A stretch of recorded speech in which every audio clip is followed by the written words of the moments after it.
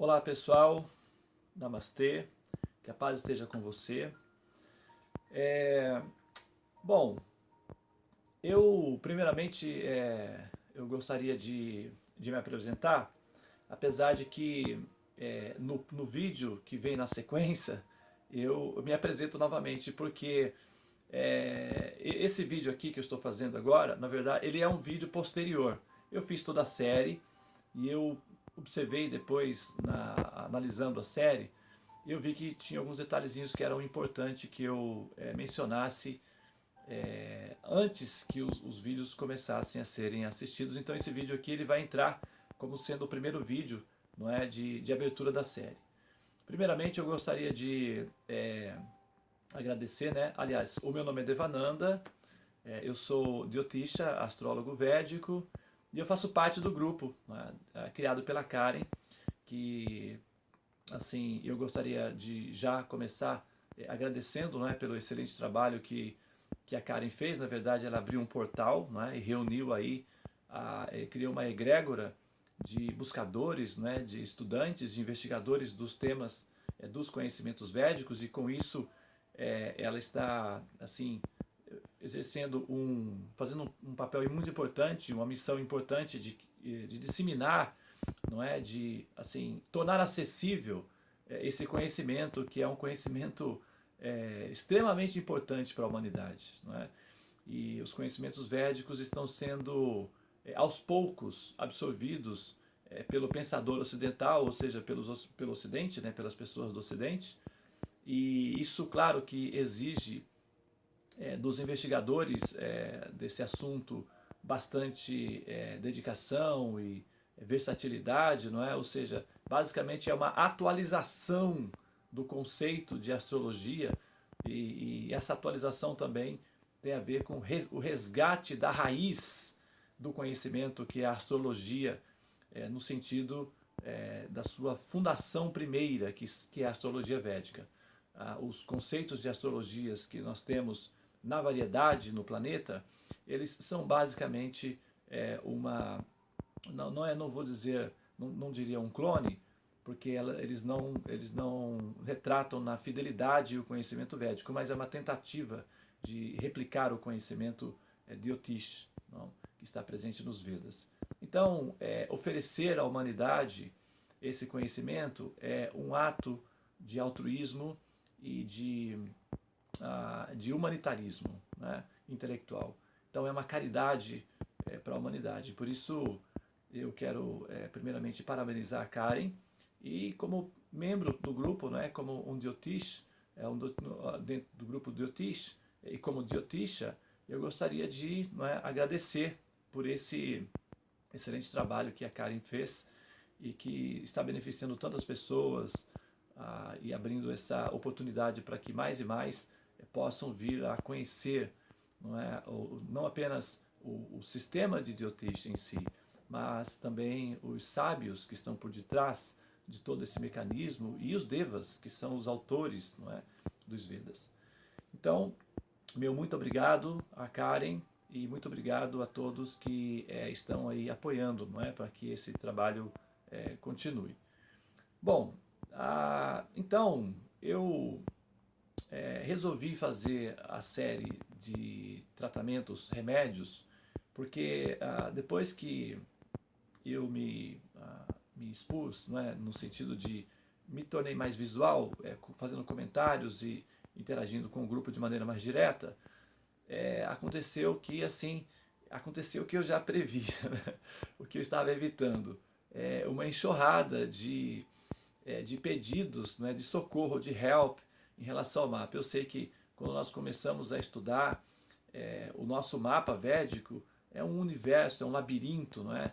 E nós queremos entender tudo o que está acontecendo, porque nós vemos ali a oportunidade de repente nos equacionar, não é? É como uma criança chegar num parque de diversão. Então, e também, claro, né, os nossos próprios problemas pessoais, o desejo de nos equacionar bastante aparece com intensidade quando nós estamos investigando aí esses temas. Por isso, as pessoas me procuraram, muitas pessoas me procuraram pedindo help em relação ao mapa. E eu tentei, a princípio, ver o que eu podia fazer, abrir o mapa e outro, para dar uma orientação, mas o que acontece é o seguinte, eu não posso falar por todos os diotistas, mas o que acontece comigo é o seguinte, quando eu abro o mapa de uma pessoa, ocorre uma simbiose entre mim e o mapa. Então, eu entro nesse labirinto e é como alguém, por exemplo, que gosta de ler e entra numa biblioteca só para dar uma olhadinha, sabe aquela história? Ah, deixa eu só dar uma olhadinha. Aí pega um livro, quando a pessoa vê, ela está sentada já lendo o livro e o tempo passou, porque o livro a absorve de tal forma que ela se esquece no tempo e se perde no tempo e fica absorta naquilo, querendo, enfim, terminar o livro ali na hora, né? Às vezes o livro tem 200, 300 páginas. Então, ou então, que seria o exemplo mais atual, né? A pessoa abre a internet, o Facebook e diz assim, é só para dar uma olhadinha, eu vou dar só uma olhadinha. Quando ela, de repente, se vê, ela já está ali há 1 hora, 2 horas, né? E é um grande tempo em termos de um dia, né? Que para pessoas que produtivas, que tem muita coisa para fazer, depois ela se arrepende, né? Poxa, perdi tanto tempo, né? Ou não deveria ter. Então, o que acontece comigo é exatamente isso com relação ao mapa. Eu não consigo simplesmente dar uma olhadinha. Eu quero conhecer profundamente aquele ser. E isso acaba me comprometendo muito em relação ao meu trabalho como profissional, né? Eu acumulei assim nessa última semana com essa teoria de dar uma olhadinha no mapa aqui, uma olhadinha ali, eu acabei assim, atrasando muito o meu trabalho pessoal e eu não posso fazer isso. Então, o que eu tenho 2 trabalhos, né? Eu tenho trabalho como diotista e tenho trabalho também, enquanto diotish, eu tenho alguns trabalhos paralelos, né? Dentro do sistema. Agora, como pessoa, eu tenho uma funcionalidade aqui numa ONG que nós montamos, e eu estou na Coreia do Sul no momento trabalhando nessa ONG. Nós trabalhamos com crianças na Índia. E aí são 2 trabalhos, né? Então eu me vi numa situação que eu quero ajudar, eu quero participar, só que eu vi que realmente a minha capacidade humana é reduzida nesse sentido. Então eu pensei uma forma de cooperar com esse sistema de uma maneira assim acessível para todos. Então eu pensei em produzir um remédio genérico, que seria uma versão genérica, e deixar na prateleira do grupo para que todos possam ter acesso gratuitamente, ou seja, todos que chegarem no grupo assim pedindo ajuda e pedindo help por conta das correções, dos remédios, dos tratamentos do mapa, podem ir acessar essa prateleira ou esse remédio e recolhê-lo gratuitamente, não é? Sem nenhuma burocracia nesse sentido. Então, veja bem, o que foi feito, como eu disse, os PAIs que foram aplicados aqui, nesse caso, eles são os paliativos, né? Eles são, um paliativo genérico, porém funcional. Não é porque ele é genérico que ele não é funcional, entendeu? É assim, dentro do sistema tradicional da astrologia védica, os rishis, os jyotishas, eles aplicam os mantras, as métricas. Os mantras possuem uma métrica sonora, não é? E possuem uma métrica matemática envolvida neles. Eles entoam os mantras com momentos específicos, dias específicos, não é? E também eles entoam por uma quantidade específica. E essas quantidades, elas costumam ser bem prolongadas, não é? Às vezes 45 mil vezes, 50 mil vezes, não é?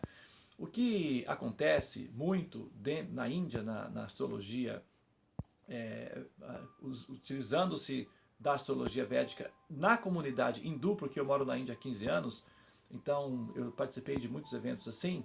O que acontece é que as famílias ou as pessoas, elas contratam os sacerdotes, né, os pujaris. E os pujaris, então, eles que realizam o Homa, que é o puja, não é? O Jagya astrológico com relação à Kundalini, que seria a carta natal, não é? E o sacerdote, então, se encarrega de entoar os mantras. Por quê? Porque em muitos casos os mantras têm que ser entoados num ritmo adequado, assim, numa métrica apropriada para ter o efeito adequado. Então, as pessoas comuns que têm dificuldade nesse sentido, elas vão até um sacerdote, vão até um templo, dão o dakshina, que é a doação, né, que é o pagamento, assim, a gratidão prática para o astrólogo, para o pujari, que normalmente é um astrólogo para esses casos também, não é? É um Jyotisha. Então, a pessoa contrata o serviço do Jyotisha e ele então realiza o Jagya com a pessoa e entoa os mantras para a pessoa. Isso também é válido, porque além de que a pessoa está assim nutrindo o Jyotisha com o Dakshina para que ele possa continuar realizando o trabalho dele, que é um trabalho intelectual, benéfico, é um trabalho de Brahmana, que significa um sacerdote intelectual. Normalmente um Jyotisha é um rishi, um intelectual, um pensador, porque isso exige dele muito estudo, muita concentração, tempo, então ele tem que se dedicar a isso, né? Então isso é feito na Índia dessa forma. É uma carência aqui, não é? No Ocidente, porque muitas pessoas que recebem os tratamentos, porque os tratamentos padrões do sistema de Jyotish védico, eles têm muitas dificuldades de encontrar os elementos, os ingredientes, a situação apropriada. Os mantras são bastante esotéricos, né? São recentes aqui. Então as pessoas ficam meio confusas e pedem como fazer isso, né? E muitas delas, na verdade, acabam nem começando, porque diante de uma possibilidade, por exemplo, um mantra que deve ser cantado 56 mil vezes, quando a pessoa, diante de uma informação dessa, o número em si causa uma espécie de paralisação emocional. A pessoa fica um pouco, muitas delas, assustadas com essa, não é, com a quantidade de mantras, como os mantras têm que ser cantados. Então a pessoa acaba que ela deixa de lado, ela nem inicia, né, os tratamentos, ou começa e não consegue dar sequência. Isso acontece, é muito comum. E é muito importante que o tratamento seja feito, porque é a correção do mapa. Então, aqui, como nós não temos essa facilidade de um sacerdote, não é, que possa fazer esse trabalho, esse serviço, pode ser que apareça aí em algum momento um sacerdote, não é, que se ofereça, que as pessoas possam fazer o Dakshina e o sacerdote então possa realizar o Homa, o Jagya em relação ao mapa no futuro breve. Mas, por enquanto, nós não temos. Então, o que é a intenção dessa série? É justamente que você possa fazer o tratamento de uma maneira possível, confortável e administrável, né? E como eu disse, eu torno novamente a falar, não é porque ele é genérico que ele não é funcional. O mantra que foi escolhido ou selecionado para esse procedimento, ele é muito poderoso. É um mantra, na verdade, ele é um mantra, uma espécie, vamos colocar assim, talvez a palavra não seja muito feliz para o Ocidente, mas ele é um mantra, ele tem uma qualidade tântrica e a categoria dele é um mantra de exorcismo, na verdade, né? Então é para exorcizar realmente os seres sutis, não é, que nos produzem sofrimentos, que podem ser também os próprios pensamentos, não é, que são uma forma de uma entidade sutil, que trazem depressão, ansiedade, os resíduos sutis que nos produzem sofrimentos. Então é para exorcizar, não é, essa influência toda, essa energia toda que nos paralisa e que nos produz que nos torna improdutivos, infelizes e com ansiedades e síndromes e medos e etc. Então, é um mantra específico e a série, o início da série está correlacionado com uma contextualização prévia, então também tem aí um processo de aculturação, não é? Para que você possa compreender o contexto do que é o mantra, etc. E, bom, então, está disponibilizado, não é? Todas as pessoas então vão poder ter acesso a isso, vocês podem divulgar isso para outras pessoas também. Serve para qualquer pessoa, inclusive para pessoas que não estão relacionadas com o grupo. Se você conhecer pessoas que têm esses problemas com ansiedades, com sofrimentos e precisam de ajuda, então esse procedimento pode ser utilizado por qualquer pessoa, desde que seja observado o protocolo que se exige para que o mantra se manifeste plenamente, que envolve um jejum, né? E nesse sentido, como eu não havia falado lá na série, é isso que eu gostaria de falar aqui para enfatizar a importância de observar o jejum no dia que se vai fazer a entoação do mantra. Eu vou contar uma história rapidamente, que é a história em que é uma história que está na Bíblia, aconteceu com Jesus Cristo, né, com o Senhor Jesus Cristo. Ele aconteceu com ele mais ou menos o que acontece com o que está acontecendo comigo, com a Karen, não é? Que as pessoas começam a vir em grande quantidade para pedir ajuda.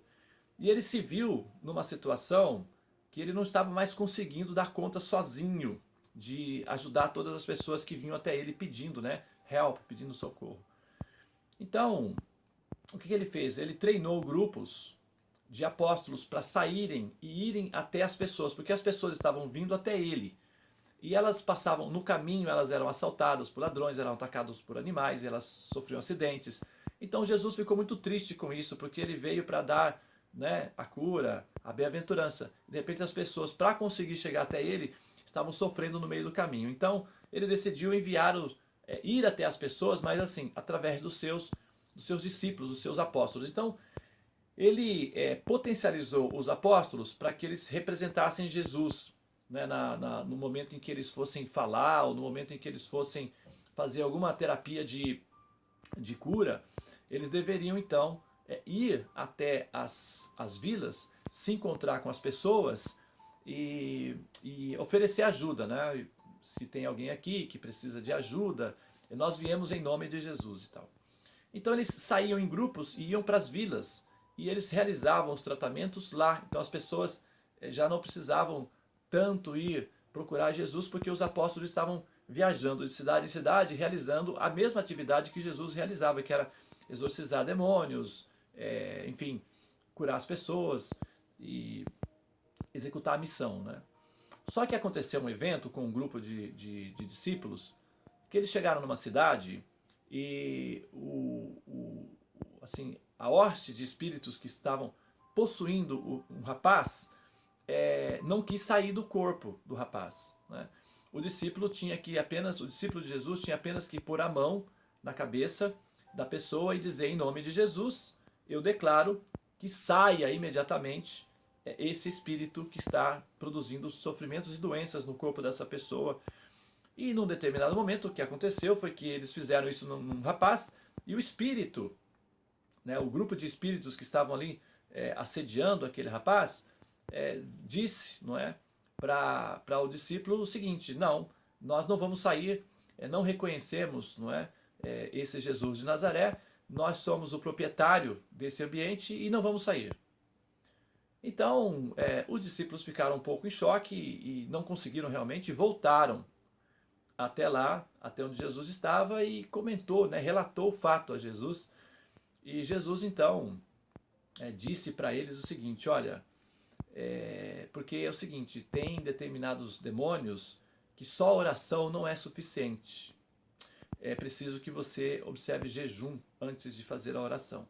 Então, fique aqui, faça jejum, observe reclusão, e depois vocês voltam lá e executam a mesma atividade. E assim foi feito. Os rapazes ficaram, observaram o jejum, fizeram as meditações necessárias, então retornaram para a mesma vila e se encontraram novamente com aquele rapaz, e finalmente o exorcismo foi realizado, os espíritos que estavam ali não suportaram a potência da oração do mantra que eles estavam entoando, que era em nome de Jesus, não é? E eles entoavam algumas orações e o espírito deveria sair. Então, nesse momento, os espíritos saíram.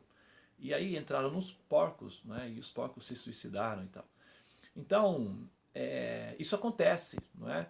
Realmente porque tem certas coisas, tem certas influências na nossa vida que somente o nosso esforço intelectual ou somente as nossas orações, elas não são suficientes. Não é? Nós temos que nutrir essas orações com potência espiritual para que elas germinem de uma maneira produtiva e tenham força.